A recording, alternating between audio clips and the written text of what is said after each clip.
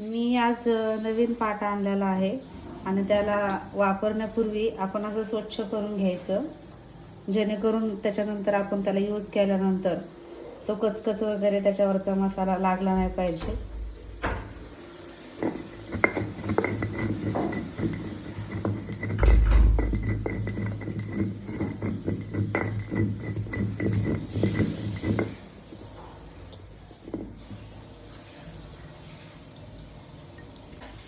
ही हळद मी फोडून घेतली अगोदर खलबत्त्यामध्ये आणि त्याचे तुकडे करून असं सगळीकडे असं फिरवायचं त्याला, जेणेकरून ते असं त्याचे छोटे छोटे कण असतात बारीक बारीक मातीचे वगैरे, त्यानंतर आपल्या मसाल्यामध्ये आपण ज्या रेसिपीज बनवणार आहोत त्याच्यामध्ये नाही आले पाहिजे.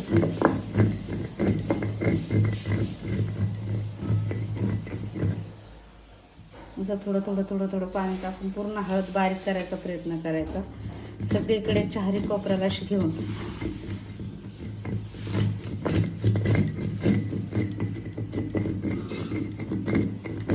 तिचा कलर असा बदलत चालला बघा, आपल्याला दिसतोय काळपट काळपट होत चालला. आणि वरवंटा ह्या बाजूने असा, ह्या बाजूने असा, कारण तो मध्ये असा शेप असतो ना त्याचा वेगळा.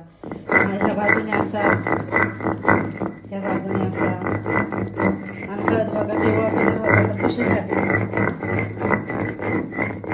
आता मी हळद धुवून काढणार आहे आणि मग तांदूळ घेणार आहे त्याच्यावरती थोडेसे. त्याबरोबरच मी तुम्हाला एक गोष्ट पण दाखवते. ही लाकडाची तगारी ही माझ्या पप्पांनी आमच्या शेतातल्या आंब्याच्या खोडापासून मला बनवून घेतलेली आहे. आणि जुन्या काळातली ही पद्धत, याच्यामध्ये पूर्वी भाकरी करायचे आणि मी तुम्हाला याच्यामध्ये भाकरी करून दाखवणार आहे. माझ्या पप्पांची आठवण, आता माझे पप्पा नाही आहेत पण त्यांची आठवण मी अशीच हृदयाशी जपून ठेवेल. माझ्या पप्पांनी अशा नवीन नवीन गोष्टी मला बनवून दिलेल्या आहेत लाकडापासून. असं धुवून घ्यायचं जरा स्वच्छ.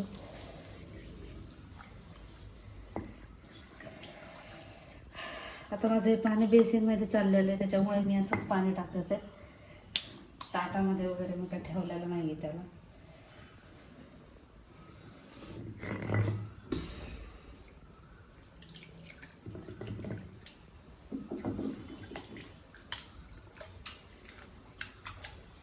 कधी आपल्या किचन वाट्यावरती बसेल असाच पाटा मला माझ्या भाच्याने बनवून दिलेला आहे. आणि आपली संतांची भूमी पैठण, तिथल्या दगडाचा हा पाटा आहे. तांदूळ टाकून घेते त्याला असंच.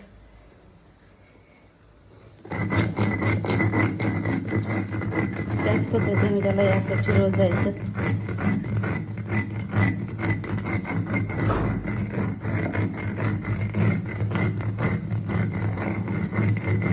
तसं दगड आहे हा शेवटी. मातीचं पोटात गेल्यानंतर स्टोनचा प्रॉब्लेम वगैरे जेंट्स लोकांसाठी हे फार जपून करायला लागतं सगळ्या गोष्टी. तर त्याच्यावरतीच मी बाजरी वाटून घेतली. थोडंसंच पाणी घ्यायचं अगोदर.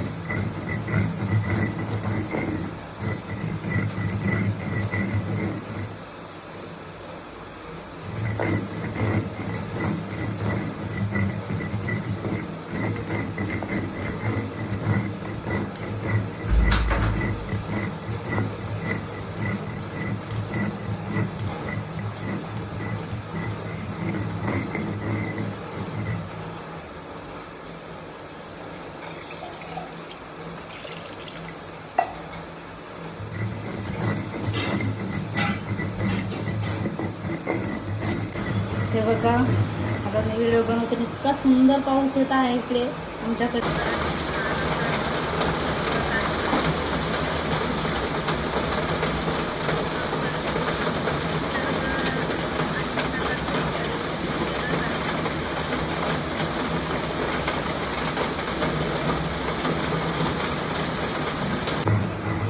बघा पूर्ण झालेलं आहे. मी आता याला स्वच्छ धुवून घेते आणि ह्याच्यावरती मी थोडंसं तेल लावणार आहे.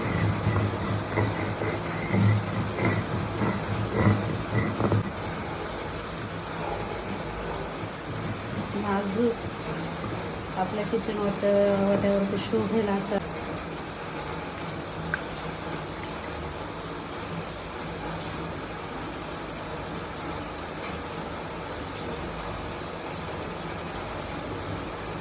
मिक्सरपेक्षाही खूप छान रीते याच्यामध्ये बारीक होतंय. कधी लाईट वगैरे गेली, कधी काही प्रॉब्लेम झाला तर आपण अडून बसायचं नाही. आपले मुलं बाळ आहेत. मी हा पाटा आता स्वच्छ धुवून घेते तर बघा, आणि एकदम छान असा स्मूथ थोडासा झालेला आहे तो. म्हणजे जसा अगोदर आणला होता तेव्हा असा खरमट लागत होता, आता नाही लागत आहे. म्हणजे तो छान सेट झाला आपल्याला यूज करायसाठी. आता मी याला पुसून घेते, कोरडा करून घेते.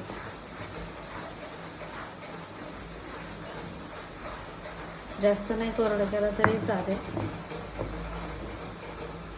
आता मी याच्यावरती तेल लावते.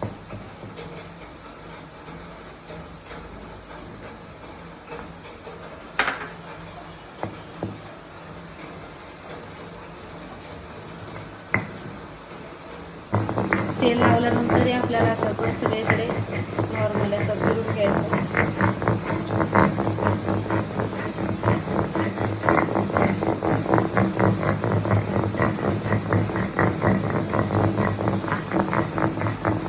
आणि असं कोरून छान नाजूक असं वरवंटा बनवून दिलेला आहे मला. किती सुंदर.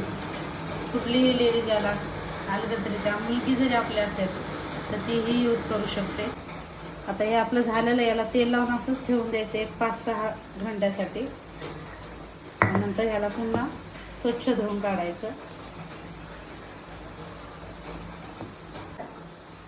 पाट स्वच्छ करून घ्यायची पद्धत आपली झालेली आहे. तुम्हाला आवडली असेलच नक्की. तर लाईक करा, कमेंट करा आणि मला सांगा.